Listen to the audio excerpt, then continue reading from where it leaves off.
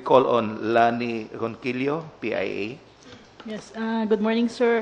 Sir, para po sa kapakanan ng mga kababayan natin, ano po ba yung mga cases na common mistakes ng mga kababayan natin na nauuwi sa kamatayan para po makaiwas sila?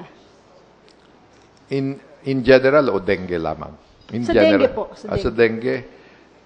Yun na nga, ang importante talaga is pag, let's say, nagkaroon ka na ng lagnat, lalo na, or kung let's say, matindi ka agad ang lagnat, no? Meron kasi iba, lalagnatin lang na pakunti-kunti. So, ang aming advice dyan, kung ang lagnat mo ay more than 48 hours na, lalo na kung somewhat high, mga 38.5 degrees, no? Centigrade, magpatingin ka na, no?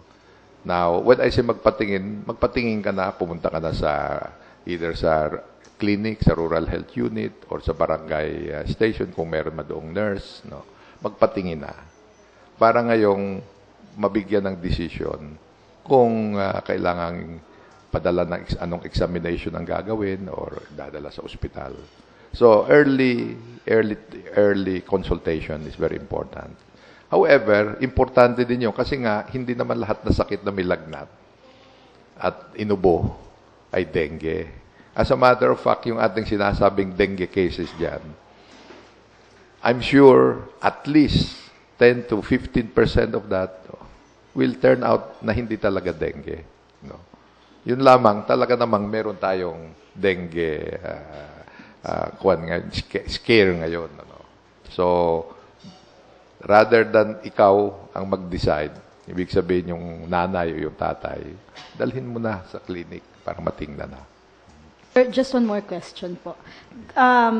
Kasi katulad po nung sinabi nyo, may dalawang pharmaceutical companies na po na nagde-develop ng vaccines.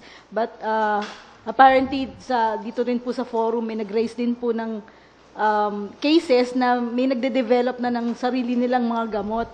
Paano po ba natin mabibigyan ng guidelines yung ating mga consumers para masiguro din nila na hindi rin put at risk ang mga sarili nila by using non-BFAD approved supplements?